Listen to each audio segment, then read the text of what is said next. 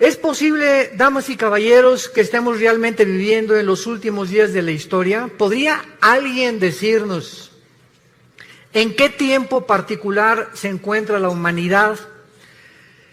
Haciendo a un lado todas las profecías falsas que han existido de Nostradamus y de los falsos profetas, de astrólogos, etcétera, etcétera, tengo en mis manos un libro que se llama la Biblia, que es el primero que fue traducido, el primero en haber sido impreso en la imprenta de Gutenberg, y el libro con los registros más antiguos de historia, geografía, antropología, química, física, genética, literatura, poesía y las disciplinas académicas que tú me quieras mencionar. Y este libro es precisamente nuestro, podríamos decir, nuestro GPS, nuestro Waze, nuestro manual, nuestra guía que Dios nos dejó, porque si Dios existe, no nos creó solamente y nos dijo, pues ahí se multiplican y fructifiquen, y ahí, ¿verdad?, al morir se van a quedar en la tumba, y cada quien viva como quiera, las leyes morales háganlas ustedes, porque ustedes no son diferentes a los animales. Pero en la Biblia encontramos todo lo contrario a lo que las corrientes filosóficas, a través del tiempo, han tratado de influir a través de los medios de comunicación, de las universidades, a nosotros y a nuestros hijos, que somos el producto de una evolución, de una selección natural, que no somos diferentes a los animales y que no tiene ningún sentido ni propósito la vida. Esto es lo que se llama el materialismo, el humanismo, el hedonismo, donde el ser humano, en un relativismo total en el cual vive ahorita en el siglo XXI, cada quien hace lo que bien le parece según sus ojos. Pero tenemos este libro maravilloso como el testimonio que Dios nos da para que nosotros podamos saber nuestro barco hacia dónde se está dirigiendo. Y al comprobar, como lo vamos a hacer esta mañana, que las profecías de los profetas hebreos de hace cientos y cientos de años anunciaron con muchísima anticipación antes de que llegáramos a la culminación del siglo XX y siglo XXI, que fue en el siglo XX donde entramos ya, como lo vamos a demostrar, a la última generación, demuestra que este libro es verdaderamente la palabra de Dios. Hace 2500 años hubo un profeta llamado Daniel, que cuando el rey Nabucodonosor, rey de Babilonia, que es actualmente la nación de Irak, hay las naciones que se encuentran actualmente en el mundo, en la Biblia aparecen con otros nombres que fueron cambiados a través del tiempo. Babilonia, ¿verdad?, es ahorita Irak, por eso el presidente de Irak hace algunos años, Saddam Hussein, quería reconstruir Babilonia como lo hizo Nabucodonosor. Irán, por ejemplo, la nación de Irán aparece en la Biblia con el nombre de Persia, porque en 1935 se le cambió el nombre de Persia a Irán, o a la República Islámica de Irán. Y así encontramos que geográficamente, históricamente, la Biblia es absolutamente cierta y sin ninguna duda de que haya algo en la Biblia, arqueológico, histórico, genético, físico, que se pueda contradecir. Todo lo contrario. Cada vez que la ciencia avanza, siempre acaba diciendo, y la Biblia tenía la razón. En el libro de Daniel, capítulo 8, por ejemplo, comenzamos a encontrar varias profecías acerca que se le dieron a este muchacho que tenía 17, 18 años cuando fue llevado exiliado a Babilonia o a Irak hace 2600 años para ser precisos, y este muchacho se enfrentó con entidades espirituales que la Biblia le llama ángeles. La Biblia nos revela que estamos rodeados de un mundo invisible, un mundo espiritual, donde entidades espirituales se hacen visibles y toman las formas de seres humanos. La Biblia nos muestra que el mismo Dios, Jehová, en Génesis 18, se hizo humano y se le apareció a Abraham como un ser humano. Y muchas personalidades en la Biblia hablaron y tuvimos enfrente a Dios. Pero como a Dios en su gloria no se le puede ver, Él tuvo que tomar una forma como nosotros para poder tener comunión, caminar con nosotros. Y esto es algo sorprendente en la Biblia, de que estos enviados de Dios hayan podido dar el testimonio de las cosas que nos rodean con cientos de siglos de anticipación. Por ejemplo, en Daniel 8, versículo 17, se le dijo a Daniel: la visión es para el tiempo del fin. O sea, las profecías que se le dieron claramente es para un tiempo del fin. Vayamos a ver más adelante cuál es este tiempo del fin. Versículo 19, y le dijo el ángel: yo te enseñaré lo que ha de venir al fin de la ira, porque esto es para el tiempo del fin. En otras palabras, el mundo va a llegar a un punto de degradación, de depravación moral tan grande que va a acarrear inmediatamente el juicio y la ira de Dios. Y lo que estamos viendo, como lo vamos a ver a continuación, insisto, no son más que síntomas de que estamos en un mundo a punto de naufragar. El planeta Tierra está enfermo con una enfermedad terminal de pulmonía. Todo está infectado, el planeta Tierra está tosiendo, ya tiene un cáncer el planeta Tierra en el agua, en el aire, en la comida, etcétera, etcétera, donde nosotros lo hemos hecho y donde la humanidad, desgraciadamente, muy tarde está tratando con el famoso, ¿verdad?, clima social y cambiar la forma de lo que existe, de la atmósfera, porque ya no es tiempo, el mundo se encuentra en un punto en el que ya no tiene regreso. En el capítulo 10 de Daniel, el ángel le vuelve a Daniel a decir en el versículo 14 estas palabras: he venido para hacerte saber lo que ha de venir a tu pueblo en los últimos días, porque la visión es para estos días. Capítulo 12, versículo 4, le dice el ángel a Daniel: Daniel, quiero que estas palabras las selles hasta el tiempo otra vez del fin. Muchos correrán de aquí para allá y el conocimiento se aumentará. Y en el versículo 9, él respondió: anda, Daniel, porque estas palabras están cerradas y selladas hasta el tiempo del fin. Vamos a ver más tarde que esta profecía se cumplió en el siglo XX. Veamos ahora el testimonio de Jesucristo y los apóstoles. ¿Qué fue lo que Jesucristo, mientras estuvo aquí en la tierra hace 2000 años, aportó para poder nosotros tener el conocimiento de que Él quería que supiéramos en qué tiempo nos encontramos? Nadie sabe el día y la hora en el que Él va a regresar.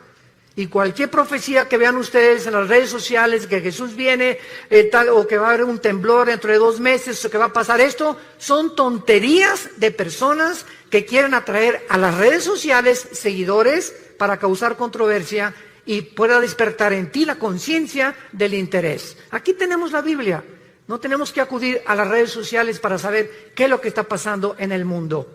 Jesucristo, en el Monte de los Olivos, en el famoso Sermón del Monte, capítulo 24 de Mateo, dijo estas palabras cuando los discípulos le preguntaron, estando sentado en el Monte de los Olivos, diciéndonos: dinos cuándo serán estas cosas y qué señal habrá de tu venida y del fin del siglo.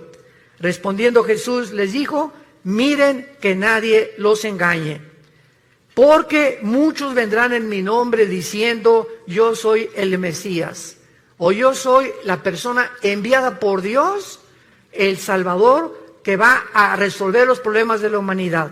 Y a muchos van a engañar. Oirán de guerras y rumores de guerras. Miren que no se turben, porque es necesario que todas estas cosas acontezcan, pero aún no es el fin. Se levantará nación contra nación, reino contra reino, y habrá pestes, hambres y terremotos en diferentes lugares, y todo esto será el principio de los dolores. Damas y caballeros, desde que Caín mató a Abel, hace aproximadamente 6000 años de historia, que es la que la humanidad tiene, de acuerdo a la Biblia, nunca ha habido una época en la historia que no haya habido guerras. De acuerdo al Instituto para la Investigación de la Paz en Suecia y Estocolmo, de los aproximadamente 6000 años que tenemos de historia, solamente han habido 25 años de paz. En 6000 años de historia del ser humano, solo hemos tenido 25 años de paz. O sea, la historia de nosotros es una historia de guerras. Continuamente, generación tras generación, revoluciones, golpes de Estado, etcétera, etcétera. Pero el ser humano vive contra el ser humano. Somos autodestructivos. El sentimiento de la ambición de tener cada vez más poder, más prestigio, más dinero, lleva al ser humano a un punto donde él se eleva y al llegar allá a la punta del éxito, a la punta de la montaña, descubre que no es Dios. Y que alcanzaste el éxito, alcanzaste el dinero y comienza el ser humano a descomponerse con drogas, con mujeres, con su sexualidad. Comenzamos a perder completamente la brújula porque no fuimos creados para subir y tener éxito sin Dios. Dios es el único que merece toda la gloria y la adoración de nosotros. Y cuando el ser humano alcanza esta gloria y este éxito sin Dios, el ser humano se descompone. Entonces, siempre ha habido guerras. Sin embargo, hasta 1914 tuvo el ser humano el testimonio de entrar a un conflicto internacional de nación contra nación. Fue hasta el siglo XX cuando tuvimos la primera guerra mundial de la humanidad. Pasaron algunos años y en 1939 a 1945, durante 6 años, el mundo se vio confrontado. Inglaterra, Rusia y Estados Unidos en contra de Japón, Italia y Alemania en la guerra contra los nazis. La Segunda Guerra Mundial. Y después de la Segunda Guerra Mundial tenemos más de 150 millones de seres humanos que han muerto. Y Jesús dijo que en los últimos tiempos se levantaría nación contra nación. Vemos pues de qué manera Jesucristo profetizó que íbamos a entrar a donde el mundo entró en el siglo XX. Pero veamos también el testimonio de los apóstoles de Jesucristo. Por ejemplo, el apóstol Pablo. En su primera carta a Timoteo, capítulo 4, versículo 1, Pablo escribió hace 2000 años. El Espíritu dice claramente que en los últimos tiempos algunos apostatarán de la fe, escuchando a espíritus engañadores y a doctrinas de demonios. En otras palabras, antes de que venga Cristo, la Biblia se va a pervertir. Y habrá muchas personas que van a comenzar a hablar disparates, barbaridades, que van a acarrear el odio precisamente, o van a criticar la Biblia por la causa de 10, 15 o 20 personas que han dado un mal testimonio a través de sus vidas y a través de una teología completamente distorsionada. La Biblia le llama doctrinas de demonios. Siempre ha habido falsos profetas, siempre ha habido falsos apóstoles, siempre ha habido falsos maestros, pero Jesús dijo, y los apóstoles, que antes de que Cristo regresara, esto iba a multiplicarse como jamás en la historia lo habíamos visto. Vemos en su segunda carta a Timoteo, el capítulo 3, que Pablo le vuelve a decir estas palabras. Debes saber esto, Timoteo, en los últimos tiempos vendrán tiempos peligrosos. Y esta palabra chalepos en el griego significa feroces. Y solamente 2 veces en la etimología de las raíces griegas se usa la palabra chalepos, con el endemoniado gadareno y aquí para traducirlo como peligrosos. O sea, vendrán tiempos endemoniados, donde el carácter de las personas se va a descomponer a un punto donde la humanidad lo va a acabar aceptando como normal. Escucha las características que la Biblia describe de la última generación. Habrá hombres amadores de sí mismos. Serán tan centrados los seres humanos antes de que venga Cristo y en los últimos tiempos que lo único que les va a interesar son sus propios intereses personales. Ni su matrimonio, ni sus hijos, ni el país, ni los ciudadanos les van a interesar más que sus propios intereses personales. Hombres centrados, endiosados en ellos mismos. Y no solamente en la política, en los deportes, también en la religión, también en todas las demás áreas de las disciplinas académicas que puedan existir. Hombres que van a creerse dioses y que se van a centrar completamente en sus vidas. y se van a centrar en ellos mismos para poder obtener de los demás y usarlos como un objeto para sus vidas. Avaros, vanagloriosos, soberbios, blasfemos, desobedientes a los padres, ingratos, impíos. Es increíble la pérdida del afecto natural. No fue, damas y caballeros, hasta la década de los 80s, en el siglo XX, cuando comenzaron a surgir niños asesinos. Niños matándose entre ellos, niños delincuentes. Siempre ha habido robos, pero no asesinos. Que llegaran con una pistola, con una arma, un R-15, una ametralladora, y de 16 años o 15 años mataran a 20 o 30 de sus compañeros de escuela. ¿Qué está pasando actualmente en el mundo? Se está descomponiendo todo. Hombres completamente centrados, avaros, queriendo nada más hacer dinero, ya tienen millones y quieren más y quieren más, y quieren competir contra el otro que le está ganando, o tiene otra casa mejor que ellos, o tiene mejor carros que ellos.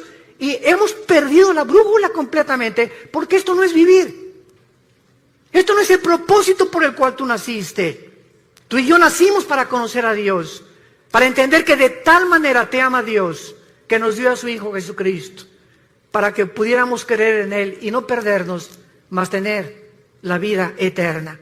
El apóstol Pedro también menciona acerca de los últimos tiempos, y el apóstol Pedro dice lo siguiente: sabiendo primero esto, segunda de Pedro capítulo 3, que en los últimos tiempos vendrán burladores, andando en sus propias pasiones desordenadas, y diciendo y criticando a los demás, ¿dónde está la promesa que Jesucristo iba a regresar? Porque desde el día que los padres durmieron, todas las cosas permanecen como desde el principio de la creación. Pedro dice, antes de Cristo se multiplicarán los que van a perseguir al cristianismo, a la Biblia y a Dios. Y nunca como en nuestra época ha habido tantos burladores, y lo más coincidencial es, como les he platicado yo, cuando tenemos conferencias con los alumnos de universidad, ¿por qué creen ustedes que la Biblia y Jesucristo es el objeto de la persecución? Vean ustedes las películas de Hollywood, y cuando algo pasa dicen Jesus. ¿Por qué es el nombre de Jesús el que expresan cuando se encuentran en dificultad o cuando matan a alguien? O Jesus Christ, o Jesucristo. ¿Por qué Marilyn Manson, el cantante del heavy metal o del rock pesado, cuando predica acerca de sus mensajes, agarra un pollo y le arranca las plumas y agarra sangre y le escupe sobre la Biblia? ¿Por qué Madonna en sus conciertos se revuelca y dice que es sobre la sangre de Cristo? ¿Por qué no sobre Mahoma? ¿Por qué no es el libro del Corán el objeto del odio del mundo? ¿Por qué tiene que ser Cristo, el cristianismo y la Biblia? ¿Por qué? Porque es el único libro de los billones que existen en las librerías que contiene verdades absolutas. Es el libro que contiene verdades absolutas. Vivimos un relativismo espantoso donde la gente ya no sabe qué es verdad y qué no es verdad. Y el apóstol Juan, finalmente, habla también acerca del último tiempo en su primera carta, capítulo 2, mencionando que el último tiempo aún no llegaba, pero que ya era el último tiempo y que el anticristo no tarda en surgir en el mundo. Por eso conocemos que es el último tiempo. Damas y caballeros, nunca en la historia el mundo se había encontrado tan cerca para ser gobernado por un solo hombre. La tecnología que explotó y el conocimiento que explotó en el siglo XX, como lo vamos a ver, es impresionante, donde hemos llegado a una generación donde es posible el famoso globalismo, o un solo gobierno mundial, que es el anhelo desde que el presidente Bush, el Papa Juan Pablo II comenzaron a promoverlo, que el mundo necesita un globalismo, necesitamos un gobierno mundial, una administración total por las naciones de Europa, necesitamos alguien que traiga paz y orden en el mundo, para que ya no haya esa lucha ahorita, Rusia, Siria, Irán y Turquía en contra del occidente, en contra de la OTAN, en contra de Europa, y el petróleo usarse como chantaje para poder de rodillas a Europa, etcétera, etcétera. El presidente Trump era aislando completamente a Estados Unidos de todos los demás en un proteccionismo que es la nueva política actual en el mundo, y vemos así los gobernantes en el mundo buscando cada quien sus propios intereses personales, sin darse cuenta que vivimos en un mundo tan interconectado que ya no podemos ninguno de nosotros separarnos los unos de los otros. Veamos nosotros a continuación una de las verdades más grandes que encontramos en la Biblia acerca de lo que estamos hablando. ¿Cómo podemos estar seguros entonces de que nuestra generación, la que tú y yo estamos viviendo, es la última? Lo podemos saber porque la mayor parte de las profecías de la Biblia nos revela, que nos advierten que la segunda venida de Cristo no puede ser aplicada en las pasadas generaciones, sino específicamente en la nuestra. Por primera vez en la historia, las características geopolíticas de la Biblia profetizó sucederían en estos tiempos y se encuentran a nuestro alrededor. ¿Y cuáles son estas señales que son visibles por primera vez en la historia? Número 1, el aumento del conocimiento que el profeta Daniel anunció hace 2600 años. Daniel capítulo 12, versículo 4. Daniel, en los últimos tiempos, muchos correrán de aquí para allá y el conocimiento se aumentará. Veamos a continuación, damas y caballeros, que desde Adán y Eva hasta el siglo XX saltamos del burro al motor de gasolina. Lo que en más de 5.500 años no se descubrió fue en el siglo XX cuando explotó el conocimiento y cuando brincamos del burro al motor de gasolina, por lo que no se inventó o se descubrió en 5.000 años. 1903, los hermanos Wilbur Wright, norteamericanos, realizan la primera tentativa de volar. 1929, Alejandro Fleming, médico, descubre la penicilina.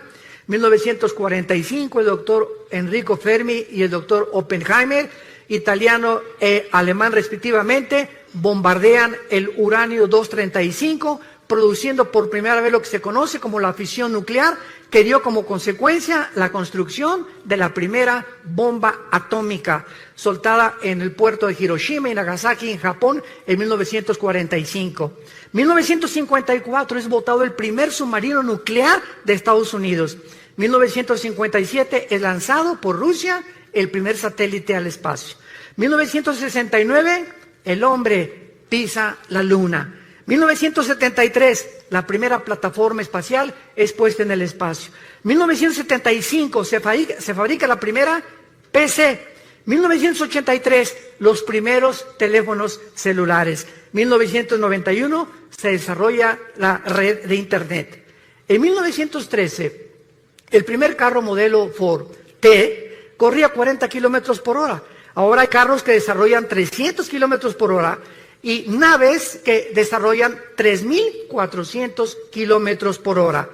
Fue en el siglo XX que se inventaron los focos, la aspirina, los plásticos, la insulina, la televisión, el radio, los trasplantes, el chip de silicio, el rayo láser, el refrigerador, el cine, la píldora anticonceptiva, la lavadora, los teléfonos celulares, el iPhone, el iPad, y ahorita ya está el GX o triple X, no sé qué, el nuevo iPhone, y cada año, cada 2 años, ya la tecnología cibernética y de Internet está obsoleta con la velocidad que el mundo está llegando en el conocimiento. Daniel, en los últimos días y en los últimos tiempos de la humanidad, el conocimiento aumentará. ¿Por qué Dios nos quiere dar esta llave del conocimiento? O sea, ¿por qué fue hasta el siglo XX que todas estas cosas sucedieron? Simplemente para advertirnos y prepararnos para el día final de tu vida y de mi vida. Y si Jesucristo no regresa mañana, el día que tú mueras, tal vez saliendo en este teatro puedas morir un ataque al corazón, una embolia cerebral, no sé, ninguno de nosotros tenemos comprada nuestra vida. Es un hilo en el cual en cualquier momento se puede romper. Dios no quiere que tú mueras en tus pecados. Dios no quiere que pases la eternidad en un lugar que Jesucristo llamó el infierno. Y te puedes burlar todo lo que quieras, pero estas palabras son fieles y verdaderas. Dios quiere que sepamos en qué tiempo nos encontramos para que preparemos a nuestros hijos, para que preparemos nuestro matrimonio, para que tomemos a Dios en serio. La vida no solamente es hacer dinero y triunfar en los negocios, en el canto, en la belleza, en el deporte, en la publicidad. La vida es alrededor de un hombre llamado Jesucristo. Y si no es el eje de tu vida Jesucristo, vives una vida exactamente igual a la de los animales. Las vacas se levantan en la mañana y duermen, pastan todo el día, comen y cenan y vuelven a dormir. ¿Así es tu vida también? ¿Tienes años haciendo lo mismo? Tus pensamientos simplemente son negocios, dinero, cómo aumentar, y vas a llegar a los 50, a los 60 años de edad y olvidaste tu salud, olvidaste tu alimentación y el dinero que ganaste, vas a llegar con 5 o 6 enfermedades que no vas a poder disfrutar ni a tus hijos ni a tus nietos, porque no supiste realmente que vivir es un arte, como decían los chinos. Si no aprendes el arte de vivir, has vivido igualito que un animal. ¿Por qué nos abrió Dios el conocimiento a estos tiempos? Porque dice Lucas capítulo 21, versículo 34, Jesús dijo, miren ustedes que vuestros corazones no se carguen de glotonería y embriaguez y de los afanes de esta vida, y venga de repente sobre ustedes ese día. ¿Cuál es ese día? Los tiempos que estamos viviendo. Porque como un lazo vendrá sobre los que habitan la tierra. Velen pues en todo tiempo para que sean tenidos por dignos de escapar de todas estas cosas que vendrán y estar en pie delante del Hijo del Hombre. Damas y caballeros, solamente para poder confirmar y ponerle el sello a este conocimiento, miren lo que ha pasado ya no en el siglo XX, en los últimos 10 años. Escucha esto, Netflix hizo que ya casi no queden videoclubs y que vayan mucha gente menos al cine. Booking tiene en jaque a las agencias de turismo. Google inutilizó las páginas amarillas. WhatsApp amenaza a los operadores de telefonía fija y celular. Las redes sociales a los medios de comunicación. Uber a los taxistas. Los smartphones condenaron a las casas de fotografía. El Zipcar hace la vida imposible a las compañías de alquiler de vehículos. Tesla pone en duda el futuro de los automotores. El email, el correo electrónico, ha complicado a los correos postales. Waze acabó con los GPS. La nube hace cada vez más inútiles a los pendrives. YouTube ha puesto en riesgo a las empresas de televisión. Facebook está matando completamente a todas las portales del contenido. Wikipedia mató a los diccionarios y a las enciclopedias. ¿Cuánto tiempo piensas que va a durar el empleo o la robotización a la que el mundo ha entrado actualmente en los últimos 10 años? En Estados Unidos, ya en cualquier autopista que vas, ya no hay nadie que te cobre la cuota por la autopista, son robots. Son cámaras de televisión y te llega el recibo a tu casa por correo. En la mayor parte de las compañías están eliminando a los empleados para poder usar robots y poder tener más medios las compañías de enriquecimiento, desplazando a los empleados, a los seres humanos. Hemos entrado a un programa y a un proyecto del mundo donde, vuelvo a repetir, cada quien está viendo sus propios intereses nada más, desplazando a miles de personas sin trabajo, rebajando los sueldos por todos lados. ¿Para qué? Para que el mundo entre exactamente al punto emocional y sentimental al que hemos entrado.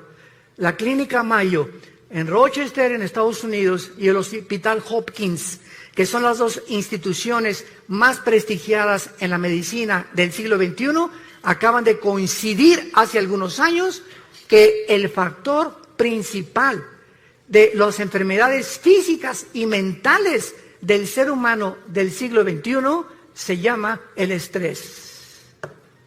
El estrés es la enfermedad del siglo XXI.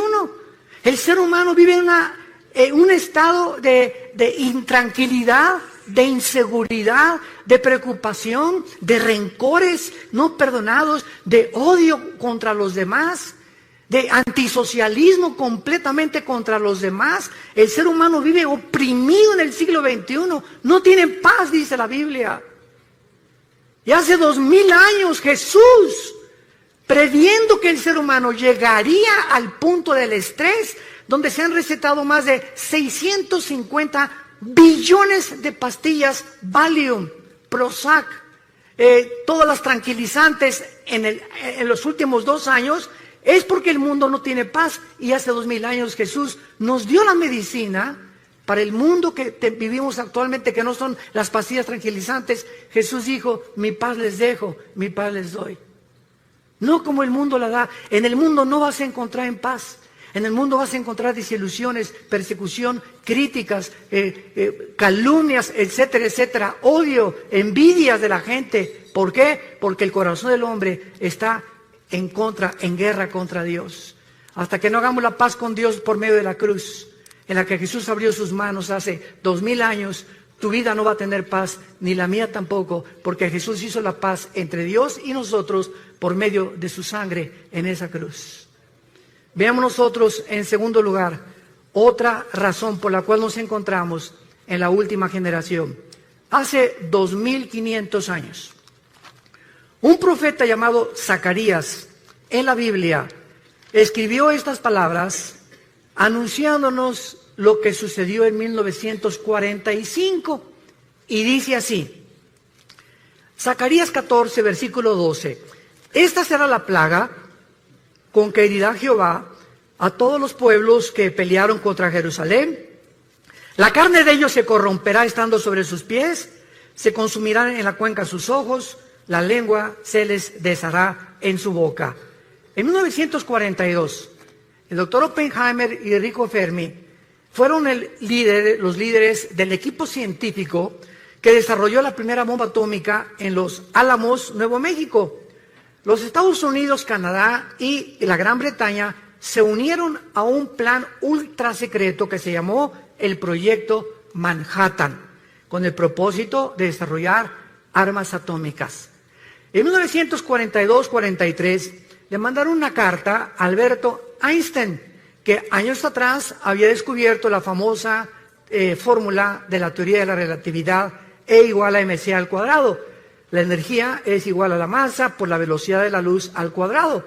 Y cuando Einstein recibió la carta invitándolo al Proyecto Manhattan, él le mandó una carta al presidente de Estados Unidos diciéndole: yo no puedo colaborar en un proyecto donde yo estoy seguro que al bombardear el uranio 235 y producir la fisión nuclear, el hombre la va a usar para el beneficio de la humanidad. Yo lo quiero anunciar sin ser profeta, dijo Einstein. Esta fisión nuclear se usará para destruirnos y vamos a acabar otra vez como comenzó el mundo, con palos y con piedras, porque estamos a punto de destruirnos. Bueno, el 6 de agosto de 1945, a las 8:15 de la mañana, Estados Unidos lanza a una altura de 500 metros, porque la bomba atómica no cae en tierra, explota a 500 metros de altura, sobre el avión Enola Gay, un bombardero B-52, y pasó Estados Unidos sobre este puerto, sobre Hiroshima, y explotaron la bomba atómica, que medía aproximadamente 3 metros, pesaba 4 toneladas, portaba uranio 235, y la bomba atómica tenía la capacidad nuclear de 20 kilotones. Un kilotón equivale a 1 tonelada de dinamita. 3 días después, el 9 de agosto, sueltan la segunda bomba atómica sobre Nagasaki. El avión B-29 Enola Gay explota y destruye a un radio aproximadamente 25 kilómetros y mueren más de 150,000 japoneses. Y lo que profetizó Zacarías, que vendría el tiempo cuando habría una explosión donde las cuencas de los ojos se les iban a deshacer y la lengua se les desharía en su boca, cuando ni siquiera la pólvora estaba siendo usada hace 2500 años, sucedió en agosto de 1945. Él estaba anunciando las consecuencias de las radiaciones, porque cada partícula de la bomba atómica tiene 200 sustancias radioactivas. Un minúsculo granito de la bomba atómica que llegue a tus ojos o que se le metiera a sus oídos o que entra por las narices o por la boca es suficiente para producirte cáncer y una muerte en menos de 6 meses. Si estas bombas tenían 20 kilotones o 20 toneladas de dinamita, quiere decirles a ustedes que actualmente la bomba de hidrógeno que se fabricó en 1952 tiene el potencial de 500 millones de kilotones. Y actualmente los misiles que están en los submarinos Titanium, los submarinos que tiene Rusia apuntando hacia Estados Unidos en el Pacífico y Estados Unidos apuntando hacia Rusia, cada submarino tiene 5 o 6 misiles y cada misil con el potencial nuclear de poder destruir 3 ciudades en 30 segundos. Damas y caballeros, nunca en la historia ha habido una generación como la que estamos viviendo, en la que podemos ya destruirnos y cualquier loco es suficiente para que apriete un botón y vuele el mundo entero. Somos la primera generación que ha alcanzado este potencial para destruirnos con la era nuclear en la que estamos viviendo. Amenazas como la de Norcorea, amenazas como la de Rusia, amenazas como la de Irán, amenazas como la de todos los países que tienen ahorita, como la India, Gran Bretaña, Francia, Estados Unidos, poder nuclear. En cualquier momento, cualquier loco vuela el mundo. O entramos en conflicto, si bombardean Estados Unidos, tiene que entrar México. Si Estados Unidos bombardea Europa, bombardea Corea del Norte, si hace un conflicto que la Biblia profetizó, que en la primera próxima guerra van a morir la cuarta parte de la humanidad. Cuarto sello del Apocalipsis capítulo 6. Somos ahorita aproximadamente 8,000 millones de seres humanos, de acuerdo al último almanaque mundial, 8,000 millones de seres humanos. Una cuarta parte, estamos hablando que morirían 2,000 millones de personas. Si tú cuentas ahorita cuántas gentes hay de Alaska hasta la Patagonia en Argentina, en Sudamérica, alcanzamos aproximadamente a ser los 1,100, 1,150 millones de personas. En otras palabras, en la próxima guerra desaparecería todo el continente americano, incluyendo la Ciudad de México y satélite. Y esto puede suceder, tú te puedes levantar en la mañana. Yo me acuerdo en el 2001, el 11 de septiembre, me levanté en la mañana, alguien agarró el teléfono, prende la televisión. Era las 9:15 de la mañana, 9:10 más o menos. ¿Qué está pasando? Fíjate que un avión se estrelló contra una de las Torres Gemelas en Nueva York. Me quedé impactado, ¿verdad? Qué tremendo se ve cómo entra el avión. Y pasaron 18 minutos aproximadamente cuando el segundo avión se estrella. Cuando yo vi que el segundo avión se estrellaba, lo pude intuir inmediatamente. Esto no es un accidente, esto es un ataque terrorista. Miles de personas se levantaron el 11 de septiembre del año 2001, se pusieron la corbata. Mi amor, darles un beso a los niños, me voy a trabajar. Se fueron a trabajar, a la 1 recojo a los niños en la escuela, nos vemos en la tarde, mi amor. Más de 3,000 personas que murieron en las Torres Gemelas nunca supieron que ese día no iban jamás a volver a ver a sus hijos, a su esposo ni a su esposa. ¿Quién se iba a imaginar que en una torre un avión se iba a estrellar contra ellos? Damas y caballeros, así es la vida. Estamos en un hilo colgando todos nosotros. Es impredecible lo que pueda suceder en cualquier momento. Por eso la Biblia dice, prepárate para encontrarte con tu Dios. La vida es más que hacer dinero, más que el éxito, más que lo que estás haciendo. Entiende, necesitamos regresar a la cruz, hacer a Dios nuestro Salvador, vivir para Él, darles un legado a nuestros hijos de honestidad e integridad para que puedan ellos comprender que la vida es muy...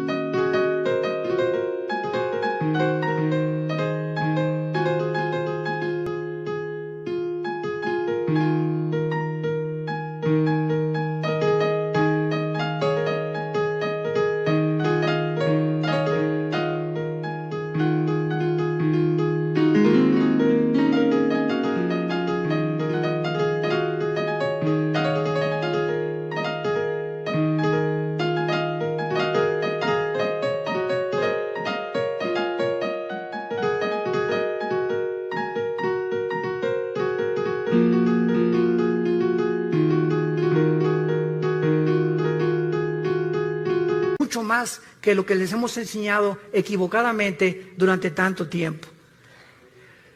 Y vemos nosotros la tercera señal, que yo considero la más grande de todas, de que nos encontramos en la última generación, en el libro de Amós, capítulo 9, en el Antiguo Testamento, versículos 14 y 15.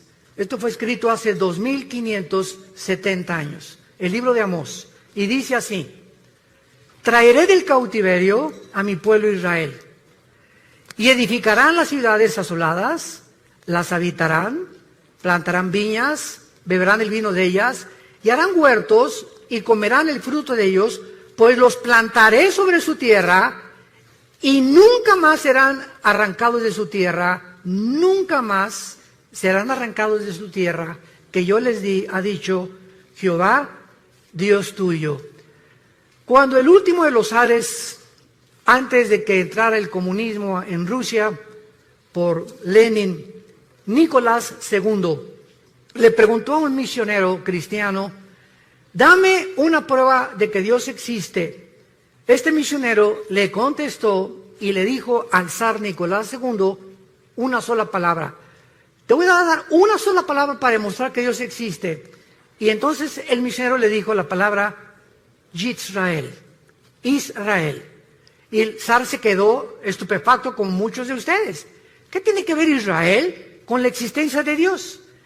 Los judíos han sido la única civilización en la historia del mundo, la única que después de haber sido expulsados de su tierra, en el año 70 después de Cristo, cuando el general Tito romano acabó y destruyó Jerusalén, no dejando piedra sobre piedra, son la única civilización en la historia sobre los egipcios, sobre los asirios, sobre todos los babilonios, los griegos, etcétera, etcétera, que regresaron a su tierra el 14 de mayo de 1948 y en 2000 años no perdieron su lenguaje, no perdieron su gobierno, no perdieron su religión. ¿Qué fenómeno es este de Israel? ¿Y por qué Israel ha sido la nación que más odio ha suscitado durante todos estos últimos 2000 años de historia? ¿Por qué España los expulsó en 1549 de España? ¿Por qué los expulsaron de otras naciones? ¿Por qué se les sigue persiguiendo? ¿Y por qué Israel hoy, en este mes de septiembre del 2018, es la nación con los avances científicos y tecnológicos más grandes de toda la humanidad? ¿Por qué Israel, de los premios Nobel que se han dado, ha ganado el 63% de los premios Nobel han sido judíos? ¿Por qué Israel tiene actualmente, siendo un minúsculo del país geográficamente, el tamaño de Nueva Jersey, comparado con más de 22 millones de naciones árabes que lo rodean, por qué tiene el mejor ejército del mundo y los mejores pilotos del mundo actualmente, mejores que los MiG rusos, mejores que los F-21 de Estados Unidos, mejores que los ingleses? No se compara con nadie en el mundo los pilotos y la aviación y la fuerza aérea y la defensa que tiene Israel en tecnología, en avances científicos y en la tecnología que tiene a través de la ciencia. ¿Qué es lo que ha hecho que este pueblo haya podido resurgir de las cenizas? ¿Y cuál es el mensaje que tenemos que entender? Es muy simple para comprender y se los voy a compartir. Cuando Dios creó el mundo, en el libro del Génesis, Dios escogió un punto geográfico en el mundo, un área geográfica, para que en esa área geográfica, a través de los 6,000 años de historia que el mundo ha desarrollado, se pudiera concentrar precisamente en ese punto insignificante que es Israel. Entonces Dios llama a un hombre no de Israel, lo llamó de Irak, que se llamaba Abraham. Y entonces a Abraham Dios le escoge un hombre para que forme una familia, para que a través de él nazcan 12 hijos y para que a través de los 12 hijos se forme lo que se conoció como las 12 tribus de Israel. ¿Cuál es el propósito por el cual Dios hizo esto? Simplemente para que nosotros entendiéramos lo siguiente, que a través del tiempo Dios tenía que llamar una nación, a través de un hombre y a través de esta nación, darnos a nosotros sus leyes. Dios llama a Israel para que a través de ellos recibamos las leyes morales. Los 10 mandamientos se los fueron dados a Moisés en el monte Sinaí. No existe un código de conducta ni de ética que se le pueda asemejar a los 10 mandamientos hasta el siglo XXI. Dios le da a Moisés las leyes de la alimentación, Levítico capítulo 11. Y le dice Dios a Moisés hace más de 4.500 años, damas y caballeros, no comas tacos al pastor. No coman carne de puerco.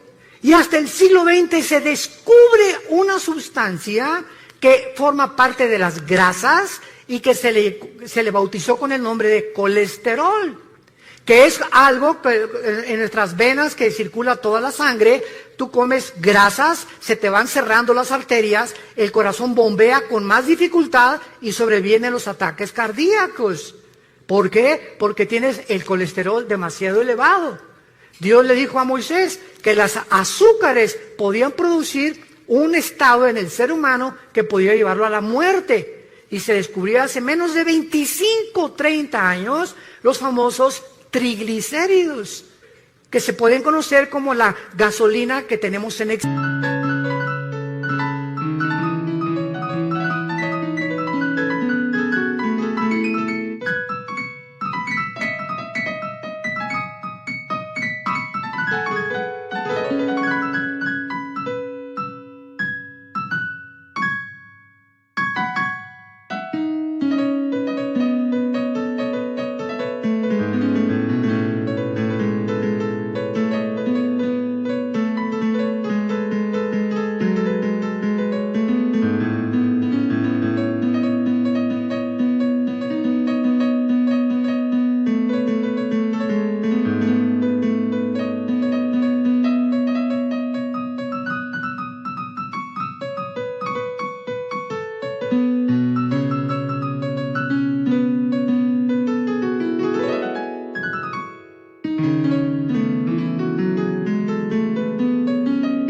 Eso, comes demasiado Coca-Cola, toma Coca-Cola y te van a enterrar la semana que entra.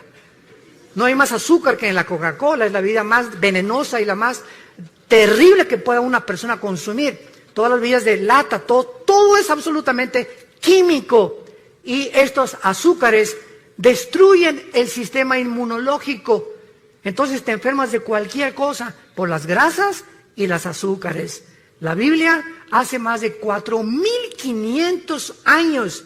¿Quién le dijo a Moisés los secretos de lo que podíamos comer y lo que no podíamos comer? No comas conejo, dijo Dios.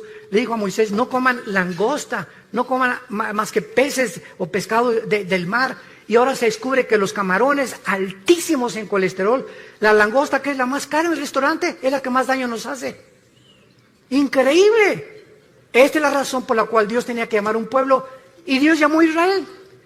Y si hubiera llamado a los mexicanos, los guatemaltecos, ¿y por qué no a nosotros? Y si hubiera llamado a Dios a los franceses, los españoles, ¿y por qué no a nosotros?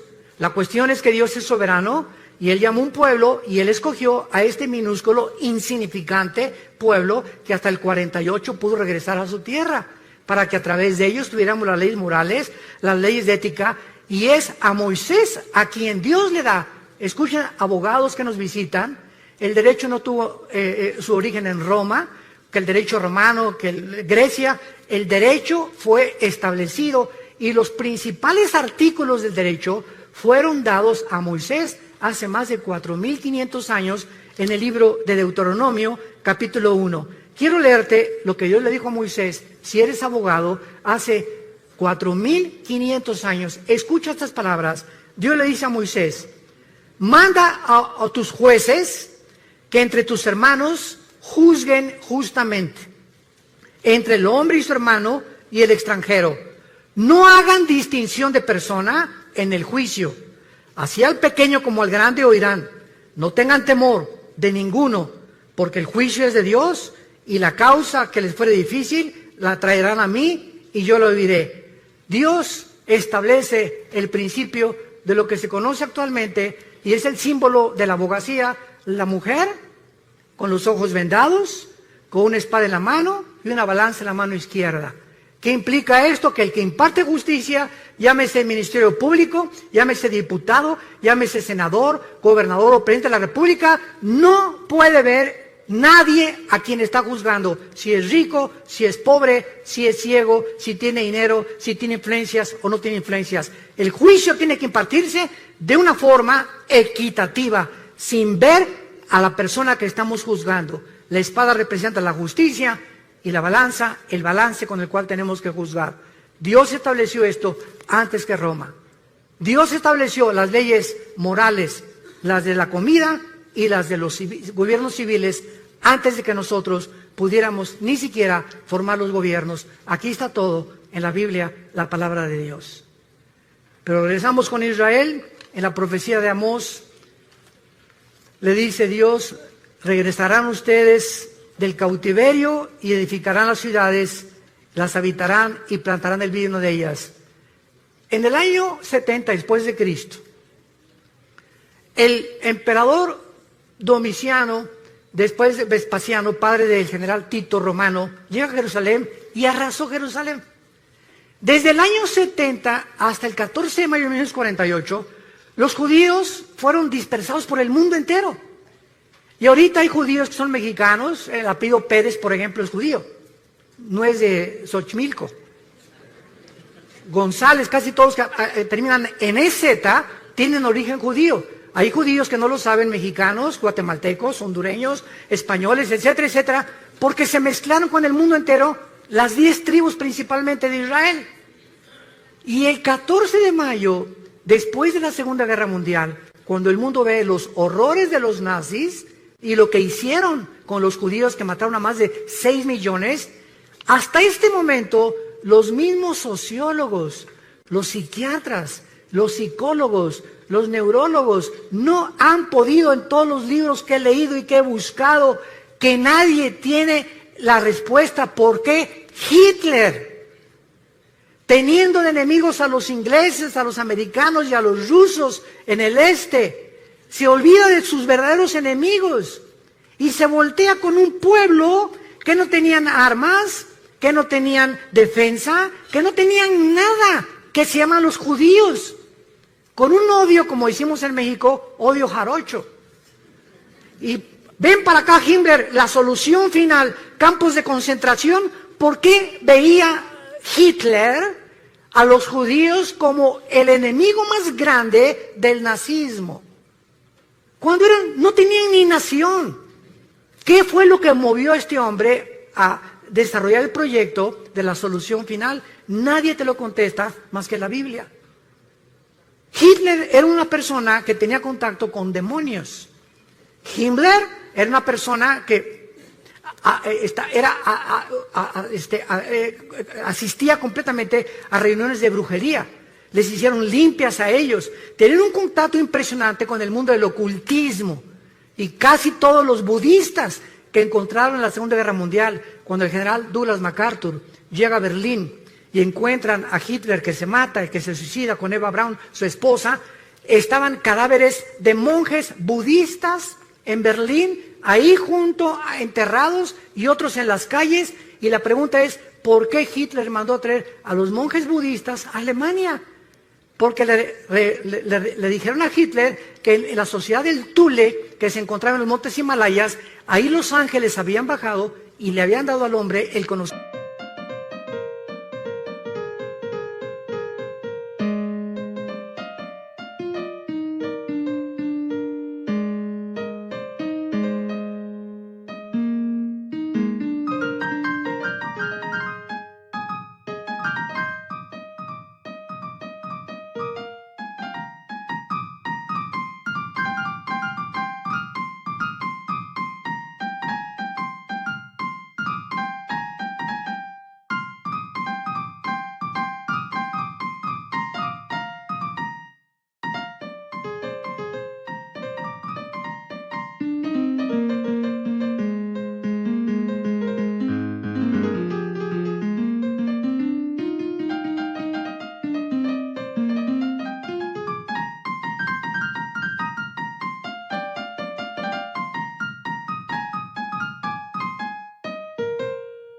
conocimiento de que la raza aria, que es la que soñó Hitler, la raza blanca, los güeros, tenía que dominar el mundo y los demás tenían que morir. Vean ustedes los demonios que tenía este hombre, Adolfo Hitler. Y la Biblia nos explica por qué desde antes de que los judíos regresaran a su tierra, Satanás, Lucifer, el Dios de este mundo, ya sabía el potencial que si los judíos sobrevivían a la Segunda Guerra Mundial, iban a comenzar a desarrollar las últimas profecías de los tiempos que estamos viviendo. Y en 1945, la Liga de las Naciones, que antes era la ONU, declaran casi 20 votos contra 12 que los judíos regresen a su tierra. El 14 de mayo de 1945, a las 5:30 de la mañana, David Ben Gurión, el primer ministro de Israel, declara ante los medios de comunicación: somos un Estado libre e independiente después de casi 2000 años. 20 minutos después que Ben Gurión acaba su discurso, los atacan por primera vez los árabes. Y de ahí tenemos la guerra del 73, del 65, la guerra de los 6 días, que ha sido el milagro más grande de la milicia, la guerra de Yom Kippur, y hasta este momento están rodeados ahorita en el Líbano, Hezbollah, el grupo terrorista, tiene más de 150,000 misiles que podrían aventar sobre Israel en cualquier momento, pero los escudos antimisiles que Israel ha desarrollado, que ni Estados Unidos ha logrado tal perfección tecnológica, impiden que puedan destruirlos. Y los aviones que las 24 horas del día los israelíes patrullan el cielo para estar vigilando que puedan sobrevivir. Y dice la Biblia: los traeré del cautiverio. Ponle en tu Biblia, 14 de mayo del 48, se cumplió Amós 9, versículo 14. Pero no nos quedamos ahí. A continuación dice: edificarán, plantarán y beberán el vino de ellos.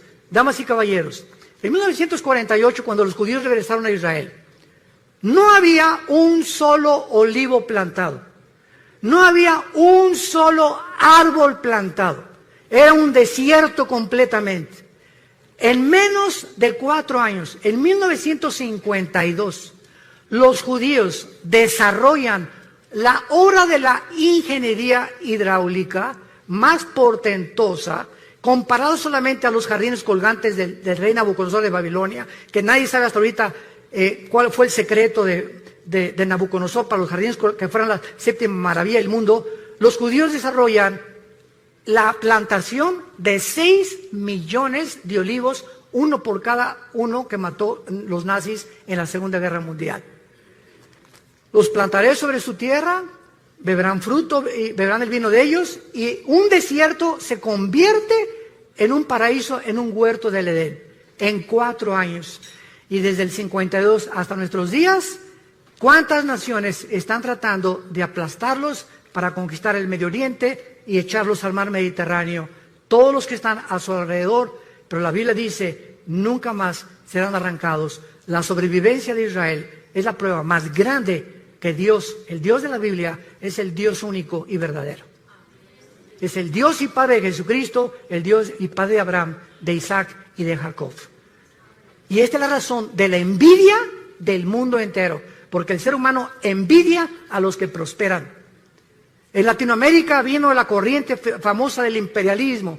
No es que los pobres en Latinoamérica comenzaron a desarrollar el socialismo, el comunismo, porque son los ricos. Derrotamos a los imperialistas. Ellos son los culpables de esta pobreza. Damas y caballeros, el comunismo fue un fracaso. ¿Qué pasó en el 60? ¿Qué fue lo que hizo Castro con Cuba? Derroquemos a Batista, el comunismo, y a los 2 años salieron peor todavía. No hay un sistema de gobierno. Es una mentira la famosa teoría del proletariado y la burguesía de Carlos Marx. No ha funcionado. Estamos buscando como locos, como niños, cuál funciona, qué es lo que realmente, cuál gobierno, el comunismo, democracia, monarquías, etcétera, etcétera. Y vamos a seguir así, como dijo en México, como Dion Teofilito, dando palos de ciego, porque solamente Dios nos puede decir cómo podemos gobernarnos. El hombre no tiene la capacidad de resolver problemas que van más allá de la capacidad que tenemos para resolverlos. No somos dioses, damas y caballeros, y Dios te invita en esta mañana a que vengas a la cruz, a que te des cuenta que nuestros días están contados. Se viene sobre el mundo una nube como no nos imaginamos. Vienen catástrofes, explosiones, erupciones, tsunamis, tornados, huracanes, terremotos como nunca los habíamos presenciado antes. Síntomas que los caballos del Apocalipsis ya se encuentran en el cielo. Ya están los cascos del Apocalipsis listos a entrar en un terror, en una ola de terror como el mundo jamás la ha visto. Y la Biblia dice que tú no tienes por qué estar aquí cuando estas cosas sucedan. He venido, dijo el Señor Jesucristo, para que tengan vida y para que la tengan en abundancia y sean tenidos por dignos de escapar las cosas que vendrán sobre este mundo. Dios te ha hablado en esta mañana. Dios te pide que vengas a la cruz, que veas a su Hijo con los brazos abiertos, diciéndote que te ama. Dios te ama. Dios te ama. Y dio su vida por ti en la cruz. Y Él quiere que nosotros nos volvamos a Él. No somos dioses, hemos hecho el ridículo como administradores de este mundo y tenemos que entender que solo en Él está la respuesta de por qué nosotros vivimos, existimos y por qué vamos a morir. Les pido por unos instantes que inclinen su cabeza ahí desde tu lugar, y a los que ustedes bien les parezca, a los que sientan en su corazón, en su conciencia que estas palabras son fieles y verdaderas, dile tal vez por primera vez en tu vida esto a Dios.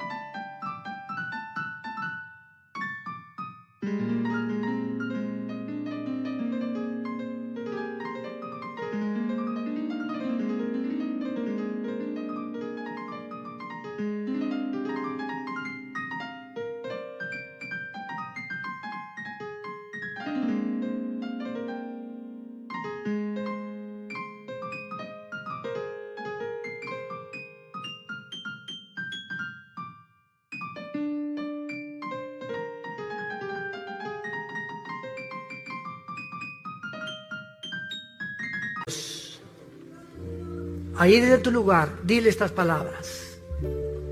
Señor mío y Dios mío, yo te pido perdón por mi vida. Sé que jamás podría pagar por mis pecados, pero creo que en esa cruz, ahora en la Biblia he descubierto que tú mandaste a tu Hijo Jesucristo a pagar por mí la cuenta pendiente que tenía yo de pecado. Contigo, Él la pagó con su sangre preciosa. Él dio su vida por mí, el santo por el pecador, el justo por el injusto. Oh Dios, ahora entiendo que esto se llama gracia, que sin merecerlo me aceptas tal como soy del pecador.